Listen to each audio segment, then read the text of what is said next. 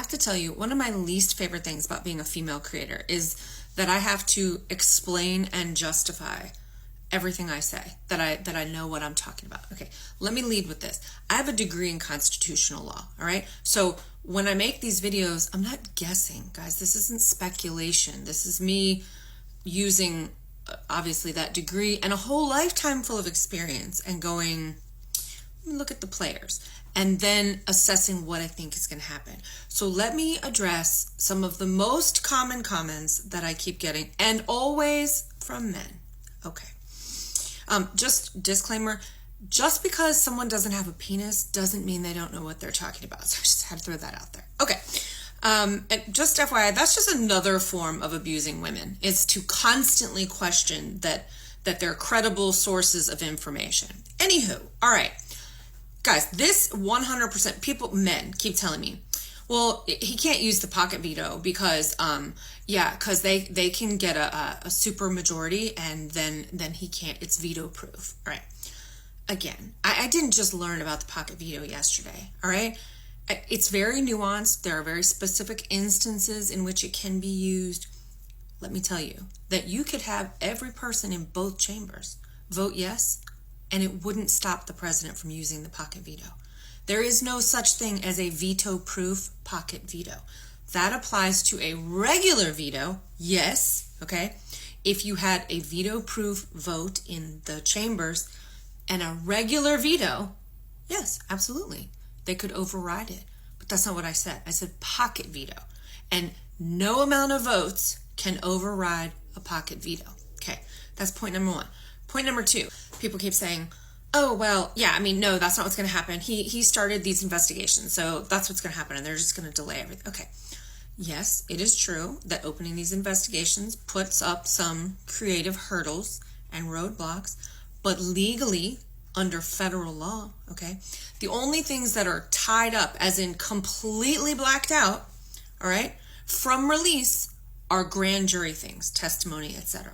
Everything else is fair game. That doesn't mean it won't be like a hurdle or a hassle to try to get it, but it means that it's legally available for people to try to go after it, all right? So let me just put a pin in that. Okay, point number three. I can't tell you how many times I've heard, well, if your theory is true and the 10 days goes by and he doesn't sign it, well, then it'll just become law.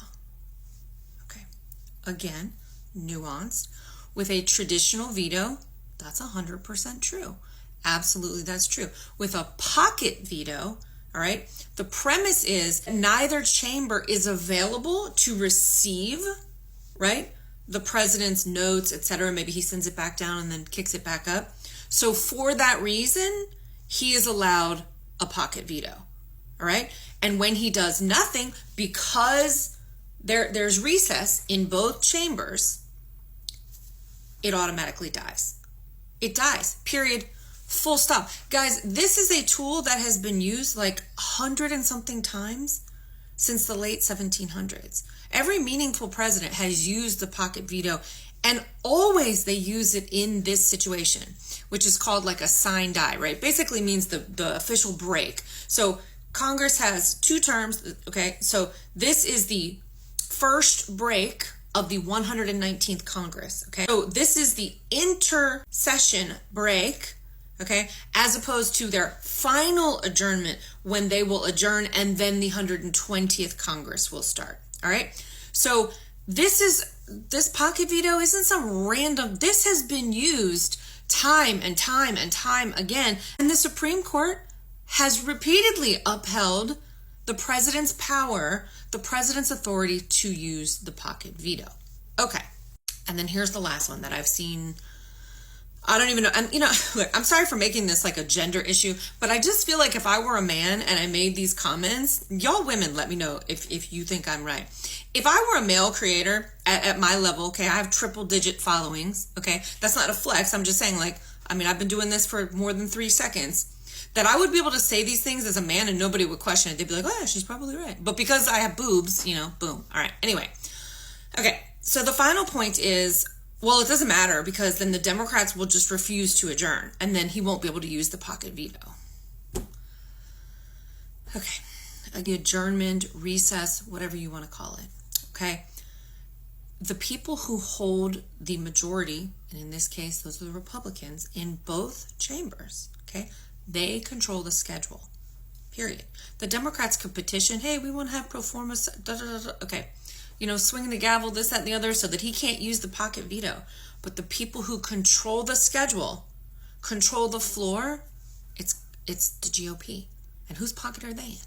All right. And then this one I'm just going to address because it's just so silly. They're just like, oh, yeah, well, he said he'll sign it. Yeah, Trump also said he would lower grocery prices, gas prices, fix the economy, and release the Epstein files. But now we believe him all of a sudden. I mean, come on, guys. Anyway, sorry if this came out like more of a rant, but I guess with everything that's going on with Epstein, I'm just really tired of women getting shit on in this country. Like, I'm genuinely tired of it. And in every single way, not just, schmexually, but also the constant barrage of assault on our intellect and our contributions. And it's fucking gross, guys. You men, you trust women to raise your children, to pilot your families, to make your houses into homes. But then you treat us like we're imbeciles. It's maddening. Anyway, share this if you like. Guys, I'm not saying this is what's going to happen. I'm saying, if I'm a political strategist, okay, this is if I were advising the president, this is what I would tell him to do, because he can get away with it. It provides political cover for every single Republican who's like suddenly like, oh yeah, I'm going to vote yes on this. Okay.